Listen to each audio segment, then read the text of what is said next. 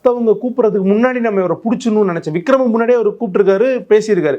அதை வந்து ஓப்பனாக சொல்றதுன்றது இருக்குல்ல, அது வந்து அது வந்து பீக் லெவல் ஆஃப் தன்னம்பிக்கைன்னு நான் எடுத்துப்பேன். கண்டிப்பா. ஆக்சுவலி அவங்க எல்லாரும் என்ன சொல்லுவாங்கன்னா, இவர் ஏன் வந்துட்டு தன்னைத்தானே தாழ்த்திக்கிறாரு, இப்படி பேசுறாரு அப்படின்றது. இன்னொரு இடமும் நீங்க பார்த்துருப்பீங்க. சக போட்டியாளர் ஒவ்வொரு வாட்டியும் கமலை வந்து எந்த உச்சத்துல வந்து வைப்பாருன்றது உங்களுக்கு தெரியும்.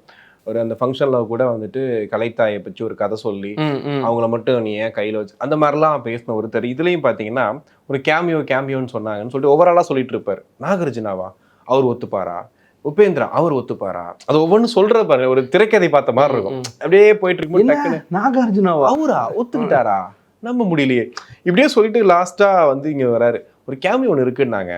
நான் நினைச்சேன் இவ்வளவு பேர் இருக்காங்கன்னா கமலஹாசனா இருக்குமோ, உலகநாயகனா இருக்குமோ அப்படின்னு இவர் உடனே அப்படியே பறந்துகிட்டு இருக்கேன் அப்படிங்கிறாரு. யாராவது ஒரு பேரை சொல்றதுக்கே யோசிக்கிறாங்க. இப்ப இருக்க தலைமுறை சொல்றேன். இவர் ஒரு ஆக்டர், இவர் இன்னொரு ஆக்டரை வந்துட்டு சக போட்டியாளர் பேரை சொல்றதுக்கு யோசிக்கிறாங்க. அப்படி சொன்னா அது பயங்கர வைரல் ஆகுன்ற அளவுக்குலாம் யோசிக்கிறாங்க. இவர் தொடர்ந்து அதை மென்ஷன் பண்ணிட்டே இருக்காரு. கமலஹாசன் இவங்க சித்தாந்தம் வேற. அதாவது மேடையில வச்சே வந்துட்டு சில நேரங்கள் ரஜினி சார் பேசுறத வந்து நம்ம கமலுக்கு ஆப்போசிட்டா பேசுறாருலாம் நம்ம சொல்லுவோம். நம்மளே வந்து பேசியிருக்கோம் இல்லையா அந்த மாதிரிலாம்.